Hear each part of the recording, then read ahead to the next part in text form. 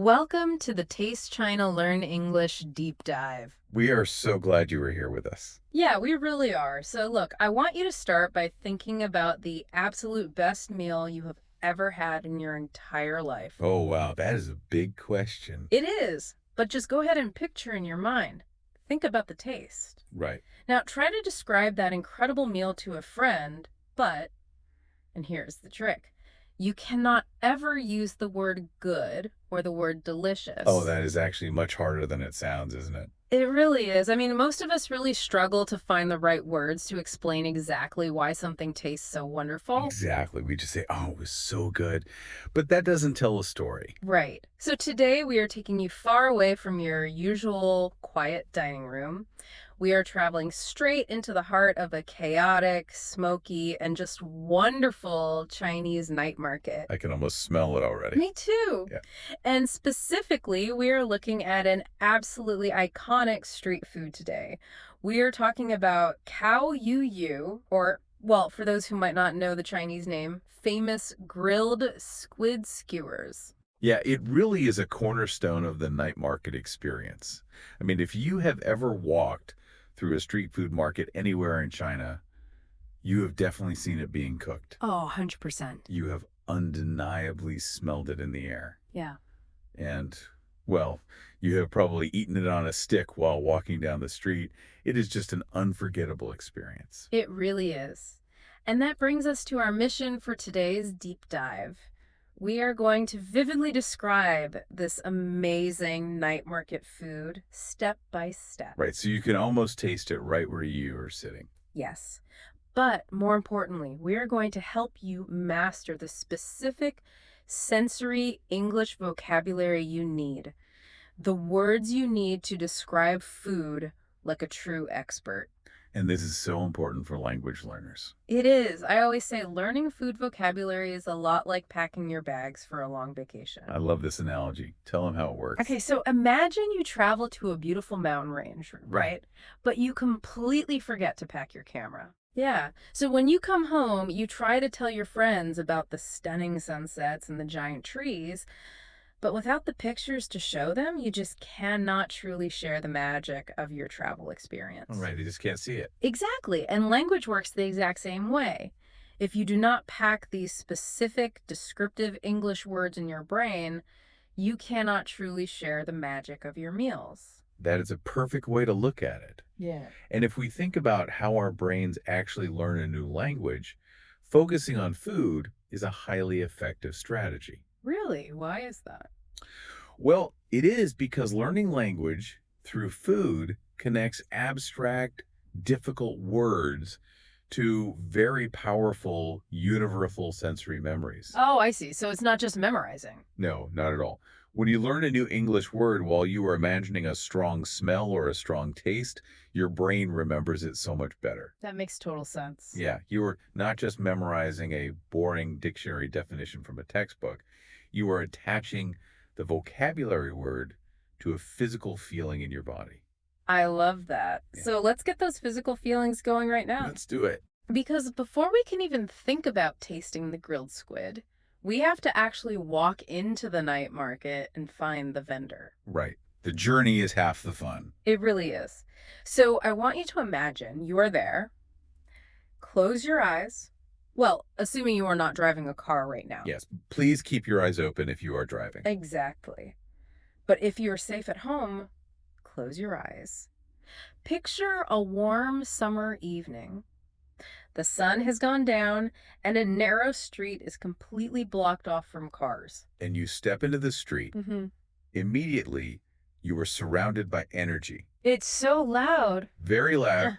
It is incredibly crowded. People are walking shoulder to shoulder, laughing and talking in different local dialects. Yeah.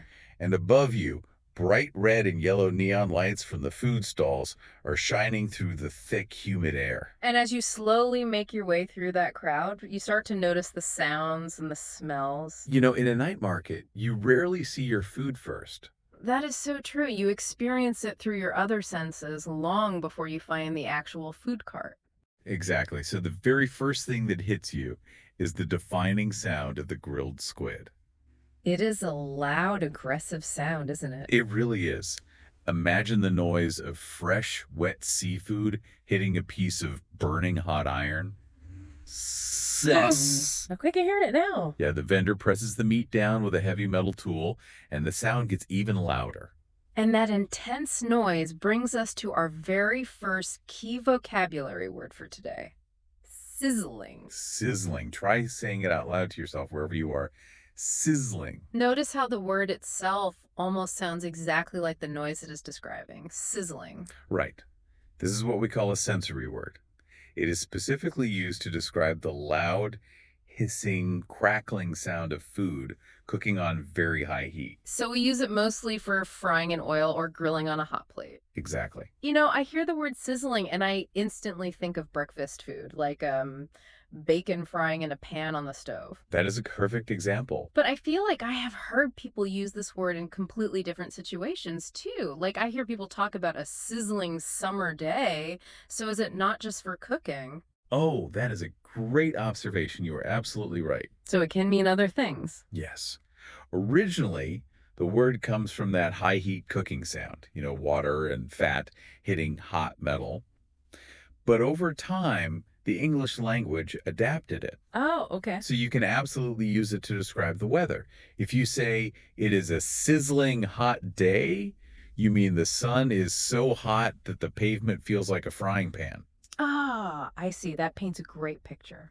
It does. However, mastering this word for food instantly elevates your English. Right, because instead of just saying to your friend, the food arrived hot, which is a bit boring, you can say, the vendor handed me a sizzling skewer of grilled squid. Exactly. It immediately paints a vivid picture for your friend. It really does. A sizzling skewer makes me feel the heat of the food. Yes, so we have the sound of the market. Next, we have to talk about the smell. Yes. As you push past the other people and get closer to the cart, the smell just washes over you. It does. And in English, when a smell is strong but very pleasant, we call it an aroma. Aroma. That is a great word. The aroma of the grilled squid is very distinct, isn't it? It is. It is a thick, smoky, savory smell that just hangs in the night air. Yeah, the smoke rising from the hot iron plate mixes with the rich spices. And it creates an aroma so inviting that it pulls customers in from 2 or 3 blocks away. It really is magic. Now, it is important for language learners to note that we use the word aroma here instead of the basic word smell. Right, because a smell can be a good thing or it can be a terrible thing. Yeah, like old garbage has a smell. Yes, it does. But an aroma is almost exclusively used for something wonderful. We talk about the aroma of fresh coffee or the aroma of baking bread. That is a perfect distinction. So you follow that sizzling sound and that smoky aroma through the crowded street. You Right. finally arrive at the metal cart. You open your eyes. And you see the vendor working incredibly fast over a large, flat iron grill. Sparks are occasionally flying into the air. It is so exciting to watch. And as you watch them prepare the squid, you notice something fascinating about the physical shape of the seafood. Right. The squid on the grill does not look like a normal flat piece of seafood. No, it doesn't. The vendor does not just throw the whole animal onto the metal plate and hope for the best. Definitely not. They take a very sharp knife, and before the squid ever touches the heat, they slice it carefully. Yes. They cut the meat into what we call a comb-like shape. Or grid pattern. Exactly. A grid is a series of crisscrossing lines. Imagine a checkerboard or a net. The vendor cuts dozens of tiny, shallow squares into the surface of the meat. It looks highly intentional, almost like a beautiful piece of art. It really does. But there has to be a reason for this. I mean, they would not spend all that extra time cutting a grid pattern just to make the squid look pretty for the customers. Right. There is definitely a functional reason behind that grid pattern, and that is where the real culinary magic happens. Yes, the visual preparation is directly linked to the final flavor. How does that work? Well, by taking a knife and cutting all those small lines and squares into the squid, the vendor drastically increases what we call the surface area. Surface area. Okay, that makes sense. Let me try an analogy here to explain surface area to our listeners. Oh, please do. Think about a standard kitchen sponge, the kind you use to wash dishes at home. Okay, I am picturing a sponge. Why is a sponge able to hold so much heavy, soapy water? Well, it is because the sponge is full of hundreds of tiny little holes. Right, all those little empty spaces. Yes, all those holes give the water tiny places to hide and settle. The holes increase the surface area of the sponge. That is very clear. If you take a flat, smooth piece of plastic, the water just runs right off. But a sponge grabs onto the liquid and holds it. That sponge analogy is spot on. The vendor is deliberately engineering the squid to act exactly like a sponge. Oh, I see. Because the grid pattern creates more surface area, the meat can absorb far more marinade. Marinade, that is another great word. A marinade is the wet, flavorful mixture of oil, spices, and sauces that you soak the meat in before cooking it. Exactly. So if the squid was just left smooth and flat, that delicious marinade would just slide right off the seafood. And it would just burn on the metal grill. Right. But because of that cone-like grid pattern, the liquid spices get trapped inside all those tiny little cuts. So the squid soaks up maximum flavor. Yes. That way, when you finally take a bite, it is never bland. Every bite is full of flavor. That is so smart. It is. But increasing the surface area does something else that is equally important for the flavor. What is that? Because the squid is cut into a grid, there are more little edges and corners exposed to the extreme heat. Oh, right. More of the meat actually touches the hot iron plate? Yes. And this allows the squid to achieve the perfect char on every single piece. Char. Let's focus on that word for a moment. Char. Mhm. Or as an adjective, you would say charred. Yes, charring is a crucial concept in street food. Char refers to the slightly burnt, blackened, crispy little pieces on the outside edges of the food. Oh, those are the best parts. They really are. When you grill meat over very high heat, the outer edges change color. They turn dark brown and eventually black. That crispy dark edge is the char. Yes. Now, this is very different from burning your food completely. Right. Nobody wants burnt food. No. If you leave food on the grill for too long and it turns entirely black, it just tastes like ash and bitterness. It is totally ruined. But a controlled small amount of char. That gives grilled food its signature smoky flavor. I see what you mean. The char is what separates food cooked in a boring indoor kitchen from food cooked over an open flame in a street market. Exactly. But how exactly does the heat create that incredible flavor? Why does dark brown mean delicious? Well, there is a scientific reason behind why that char tastes so wonderful. It is called the Maillard reaction. The Maillard reaction. Yeah. I've definitely heard fancy chefs use that phrase on television. But what does it actually mean in simple terms? Oh, it is simple. The Maillard reaction is just a fancy way of describing what happens when extreme heat hits the natural proteins and sugars inside the food. Okay, so the heat changes the food. Yes. When the squid touches that fiercely hot iron grill, the heat forces the natural sugars and proteins to rapidly melt together and transform. Wow. They physically change into brand new, complex flavor compounds. The heat creates that dark brown color and that rich, smoky taste. That is fascinating. And you know that sizzle you hear? It is literally the sound of the Maillard reaction happening right in front of you. So the fire is literally changing the chemistry of the food. That is incredible. It really is science in action. Okay, so let's pause and picture where we are in our night market experience right now. Good idea. We pushed through the humid, crowded street. We followed the sizzling sound and the smoky aroma to the vendor. Right. We watched them take the grid-cut squid, which is acting like a perfect little flavor sponge, and press it hard onto the hot iron grill. We listen to the loud hits of the heat. And we watched those tiny edges turn dark brown to create that beautiful, crispy char. Yes. The cooking part is done. But if you have ever eaten street food, you know the fire is only half the battle. That is right. The real magic happens right before the food leaves the vendor's hands. Exactly. Yeah. The grill has done its job with the heat.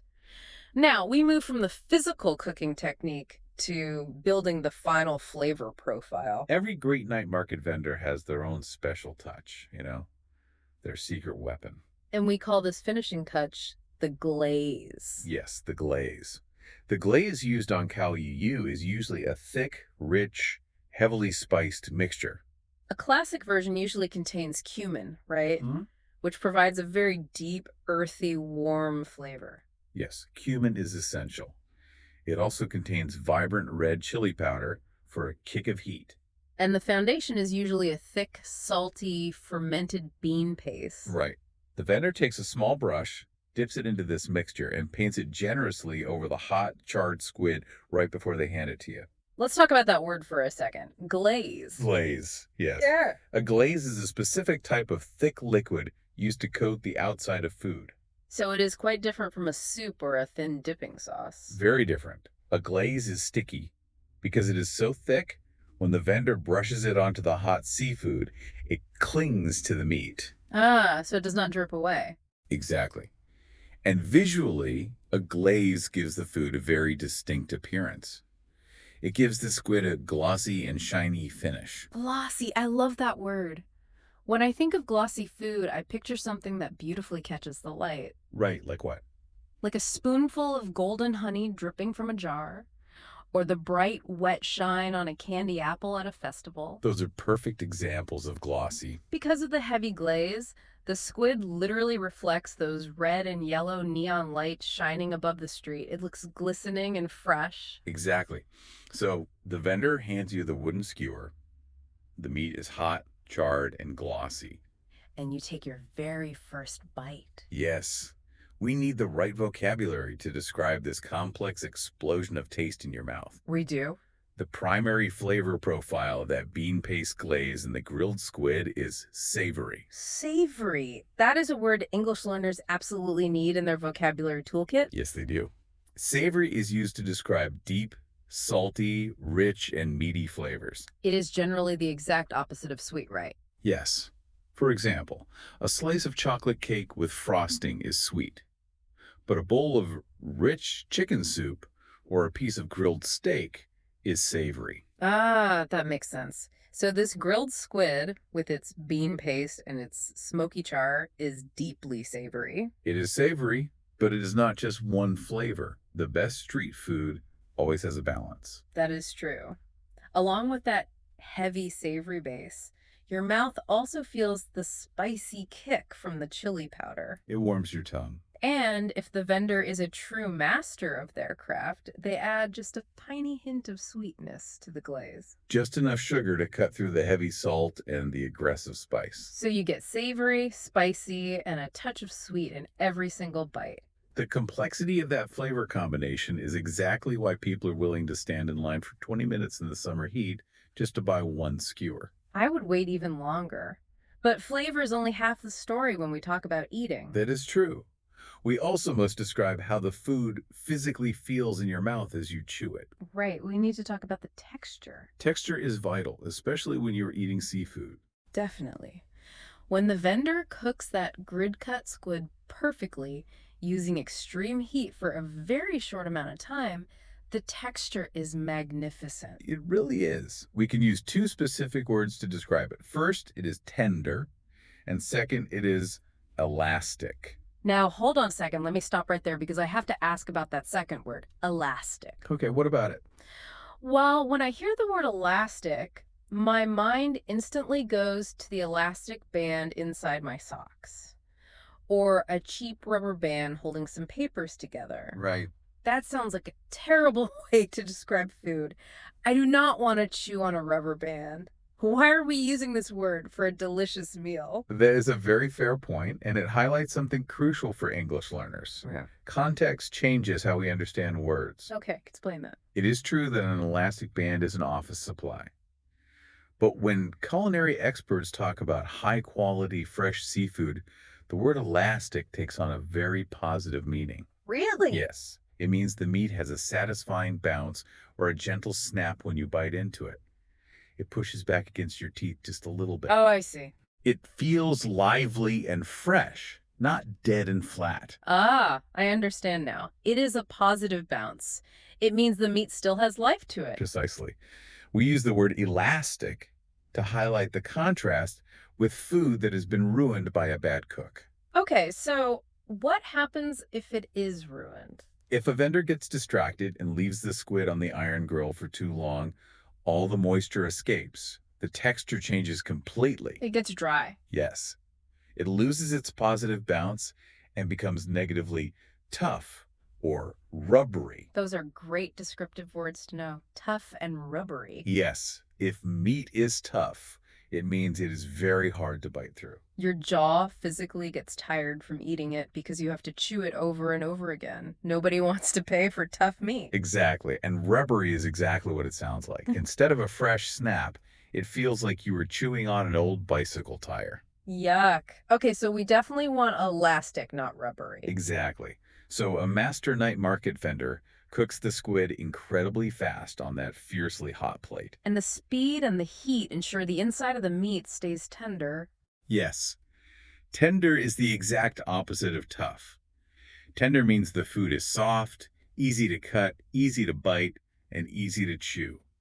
So the ultimate piece of grilled squid is tender on the inside, incredibly easy to chew, but it still maintains that fresh, elastic snap when your teeth first break the surface. It is a delicate, beautiful balance of textures. It truly is an art form, the perfect comb-like grid cut that increases the surface area. The sizzling high heat that creates the smoky Maillard reaction. The glossy, savory, and spicy glaze painted on top. And finally, a tender, elastic bite with charred, crispy edges. I don't know about you, but my mouth is absolutely watering right now. I feel like I'm standing under those neon lights. Well, before we finish our journey today, let us make sure you have fully packed your English vocabulary bag. Yes, left for a quick review. Let's reflect on the sensory journey we just took and review the core words you can use for your own food adventures. Sounds good. So, if you are standing at a food cart anywhere in the world, you aren't just hearing loud cooking noises, you are listening to that deep, hot, hissing sound of the fire. You are hearing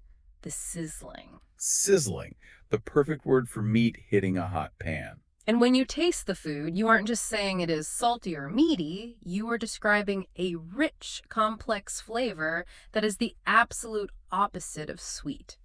You are describing something savory. Savory, an essential word for broths, soy sauce, and grilled meats. When you finally bite into the food, your jaw doesn't get tired. The meat isn't tough or rubbery. It is soft, perfect, and effortless to chew.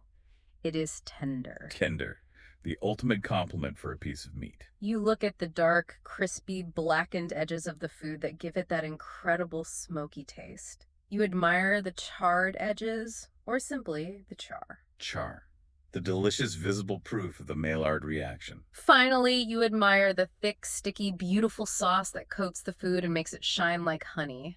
The vendor's secret glaze. Glaze, the finishing touch that brings it all together. You know, the most important thing you can do now is take these words out into the real world. Absolutely. The next time you are at a night market or eating at a local restaurant, do not just silently eat your food. Right. Look at the meal in front of you. Try to describe the textures and the smells to the person sitting next to you. Yes, practice makes it permanent.